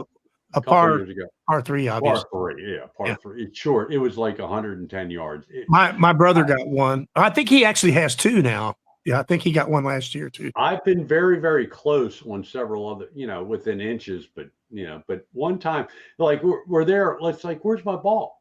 And there's 2 balls. I said, I didn't hit it. I didn't use enough club to hit it past where the hole was because I knew the exact distance because of my, little, thing. But it's like the guy said, oh, no, you didn't go over. You're in the hole. Yeah. But it's a nightmare hole in one. See, look, when you're playing golf, you get a hole in one. You want to be able to see the ball go into the hole, right? Yeah. Well, there are certain holes where you're hitting uphill, so you can see the flag, but you can't see the hole. Right. You Yeah. don't want to get a hole in one in that. That's not where you want to get the hole in one. There's also holes where it's not that far uphill, but there's enough stuff in front of the green. You can't see the green, but you can see the flag. And Yeah. that's where I had the hole in one. So Yeah. I didn't even know I had a hole in one until we get up there and we're looking for my ball. Where'd my ball go? Well, it was in the hole. So Well, I got one. I have Yeah. all kinds. All That was kinds about of three. neighbors. That was about 3 years ago. I have all When I kinds of was neighbors 6. that always ask me if I'll go with them, and then I ask them. I say, "How much is it?" And they say, "Oh, it's like 35." I'm like, "No, I ain't going to spend $35 to. I'd rather go to the mini golf and pay Yeah, $15. Yeah.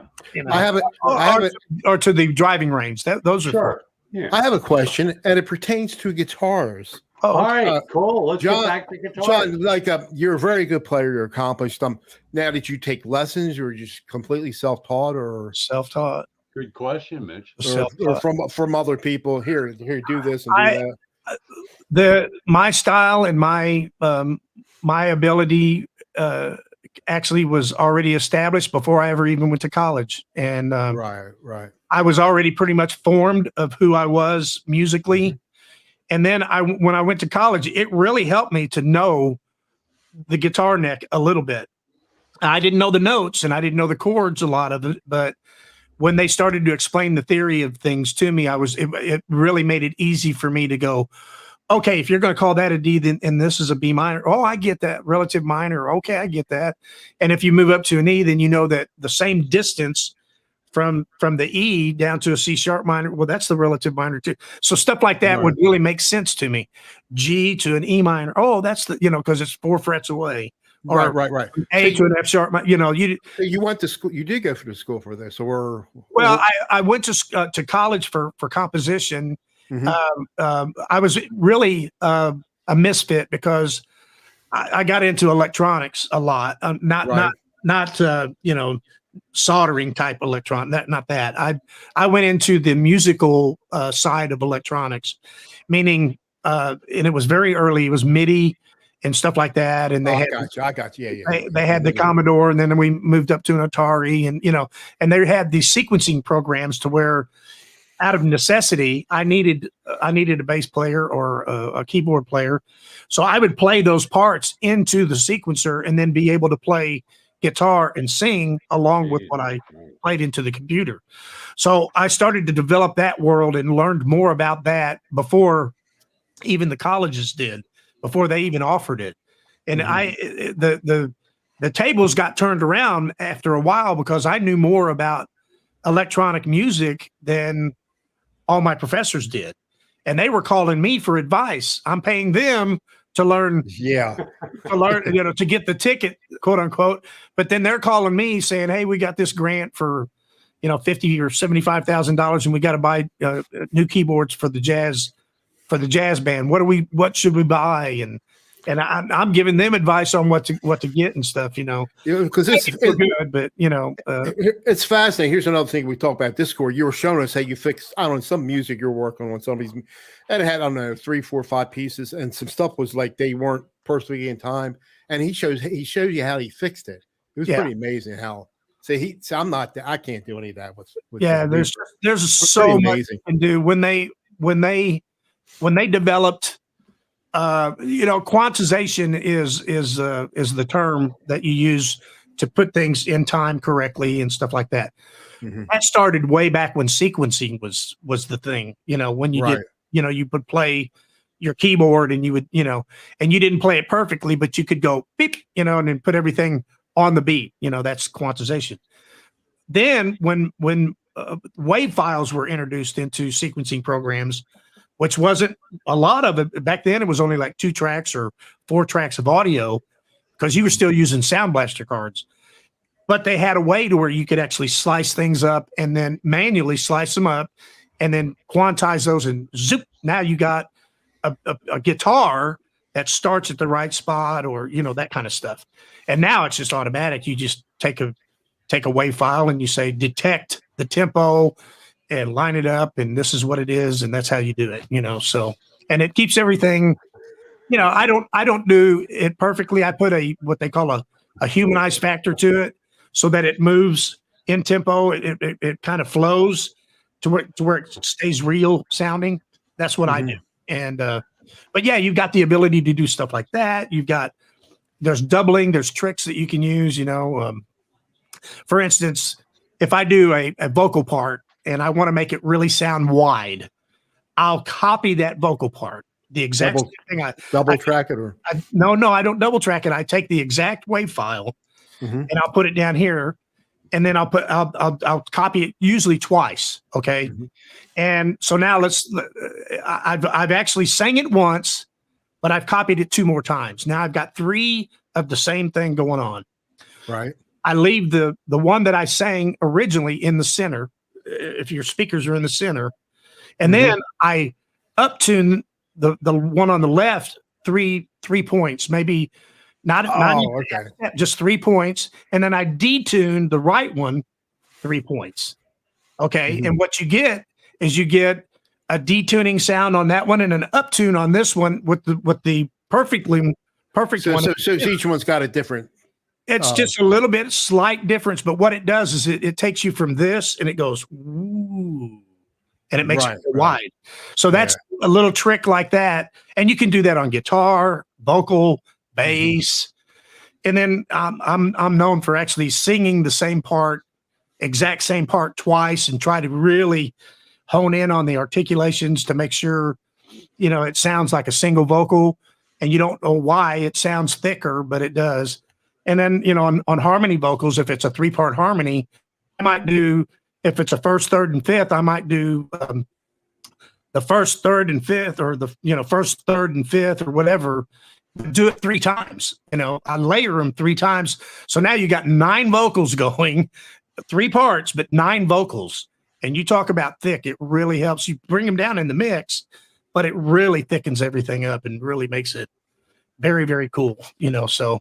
Well, you are a jack of all trades. Well, I don't know about that. I mean, you and very good at it. Yeah, you are. I mean, it's amazing. But anyway, I appreciate you guys having me on, man. I'll let you for coming. Show and I'll watch a little bit and maybe chat with some of these folks in the chat. And I appreciate you coming on, because I knew you had stuff planned and you got canceled or whatever. I'm glad you were able to come on. Okay, and I really appreciate it. Well, thanks, John. I really appreciate it. You have a good day. Maybe I'll see you rock, John. God damn, man. Promote the Discord, my Discord. So get some of these guys. Yeah. What is the name of your Discord? Get in there, John. It's a lot of fun. It really is. What is your name of your Discord? It's Weezon Music. There you go. Yeah, everything I do is Weezon Music, pretty much across the board. So you could post an invite right in the chat if you want. Okay. So, well, I'll let you do that. Can you do that? Or I think you got to do it, because you have to get the invite from you. So let me see if you maybe before I go out. You gotta make him a mod, Mitch. John, type in something, just type in hey. Okay, hang on a minute. Let me get this invite people. Okay, that's where it is.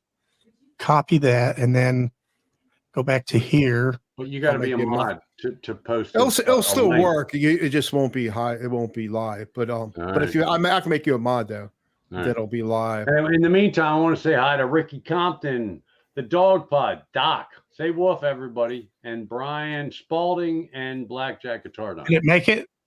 I don't see anything in the chat. I just posted it. Oh no, you did it. I think you did it in here, private chat. No, in the YouTube. Nothing showed up. John. Are you on my channel? I don't see it. It's on whatever this is. Here, let me just do it on the private chat, and then you can do it. How's that? Yeah, I can copy from there. There you go. There it is. I got that. You rock, John. All right. Well, thanks for having me. Check out my Sharona on Laurie's Mishmash channel. Yeah. I don't know. Is it your channel or her channel? I don't know who. Well, we both. I saw it on your channel, but it's very. I think it's on all 4 of our channels. The drummer and Les and myself, and Lori, all of Okay, us. Yeah. it's good. So, It's worth watching, definitely. bye. All right, All John. right, thanks, for coming John. on. Take care, bud. All right, There and you now go. we're starting to get. We had 28. Just you just know, now, in the dropped last off. 5 or 10 minutes, we started There you go. Well, climbing up. John had it going, man. That Oh, guy's he's fantastic. time, I mean, huh? he knows it all. Branson. I mean, holy moly. how it's funny. how I don't know why. I thought Dolly Parton was part of the Branson thing. She was Dollywood. yeah, my maybe mother-in-law she saw didn't get her in invited. Tennessee. Is that right? Yeah, she saw like years ago. I always liked her as a kid. I did too. I mean, I thought she was good. I mean, she's Oh my God. Okay, so now I can be myself because I was so afraid I was gonna, well, we won't get into that. So I didn't have the live. I'm on my second cheers, so I am Very good. inebriated, folks. I am wasted, but it's cool. I'm on my second diet root beer of the day, I think. Hey, you gotta cut down on that, dude. Dude, I know. Come on. What's going on with the diet root beer? I put That's some strong stuff. I put some. I had a root beer and ice cream last night, chocolate ice cream, like a root beer float. It was really good. All right, so I got a text that I'm all loaded up with some app. So I'll update y'all next week on how I made out Sunday. But I'm so afraid Janet, my wife's gonna drop me off. It's only like 15 minutes away from our house for this golf tournament. But I'm afraid I'm going to get there and they're not going to let me in because I can't figure out how to show my ticket that I paid for it on my phone. I'm like, I'm assuming figured out. I'm assuming it might be some kind of QCR code or something, maybe. I don't know. Cheers, Rick Hefner. Hey, there's Brian S. Guitars. What's going on, Brian? Hey, Brian, have you done I saw the other guitar. You got some other guitar. I haven't seen you do a playthrough on the D'Angelico hollow body.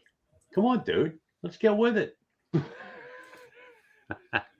Keep in mind, I am inebriated, folks. I couldn't tell. Well, I went down and had a second one. Man, that guy has been. He's got some ridiculous. There's Dale. Huh? Oh, there's Dale Palmer. Hey, Dale, what's happening, Dale? Dale is a great guy. I've been at Dixieland Stampede. They had one in Myrtle Beach. That was pretty cool. But I mean, it was like a show. They do a show. It's in, it was with the South and the North. Like you're sitting up and it's an arena, and they had horses and all, and it was pretty cool. But then you get a meal, but you're eating your meal with a plate and no fork, or you're eating with your hands. Hey, Brian Spalding, I am feeling it, and I should do a jam, and maybe I will do later. It doesn't affect me playing guitar for some reason, but get problems with your knees. I don't have any problems with my knees, dude. There will be a 3-prize unboxing video. I want some. Oh my God, Brian, you better be playing the Mega Millions and the big game and whatever they all. They're like over 250 million on all those games. Dude, yeah, I saw go to the casino and play some poker or something. I mean, he just posted a the Les Paul one. Yeah. The double cut. He got some. Yeah. What do they call that when they took? I think they took off the auto tune and. Oh. I watched that, Brian. Very cool guitar. It doesn't. Nice. I mean, I love that. It doesn't do it for me personally, but hey, that's very cool. I'm here also on Discord to chat. Brian, so Mitch. Yeah. Make John Weezen Music a mod. He is. And then did he post the link? I did. I posted his Discord server. I did. I'm trying to catch up. That's fine. You're good. Rick, I don't have any problems with my knees. Powerball, when I hit the left, hit the less balls for everyone. Brian, there you go. Do it. I'm in. I won a what, honey burst, like yellowish, but really cool looking. Here, this is for you from Hack. You need to pick a new backing track. Oh, okay. All right, Hack. I'm in. I'm on it. I can barely talk. You're a lot better than people that don't drink at all, like me. Now you're fine. I got an early tea time tomorrow, man. 8:00. I'm playing with the seniors. All right, we're getting late anyway, and we did start picking up the end there, but I gotta take my dog out anyway. Yeah, and I'm wasted, so let's cut this off. Yes, thanks everybody for coming on. So glad John was able to make it after all. John made the show tonight, man. Cars for stopping in.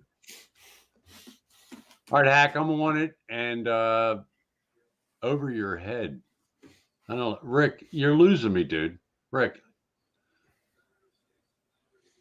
I don't get it. But I'm all left up. So what can I say?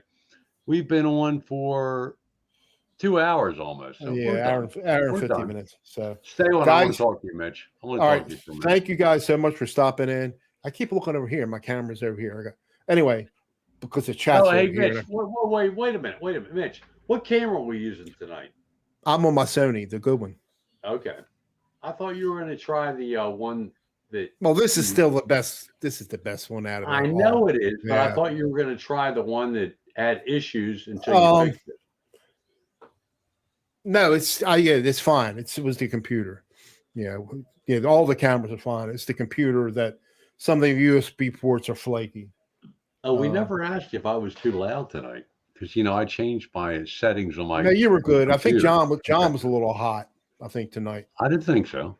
Well, on my end he wasn't, but it's all right. John was cool, man. Yeah, man, he'd been there, done that, and everything. Multi-talented guy. What can't the guy do? That's I like the guy, but at the same time, he was talking. We were in Discord. He can play drums. He was talking his story when he was flying. He was talking about. He's a better guitar player than I am. And then he flies planes. Just look, Johnny R. Kramer just stopped by. We're getting ready to sign off, Johnny. Thanks for stopping in. Anyway, all right, guys. Thank you so much. There's not going to be no outro. I haven't been playing in a while. I'm just going to end the broadcast. See you next Wednesday, folks. Please come back, and maybe we'll have another guest next week. Who knows? See ya. It's a big surprise.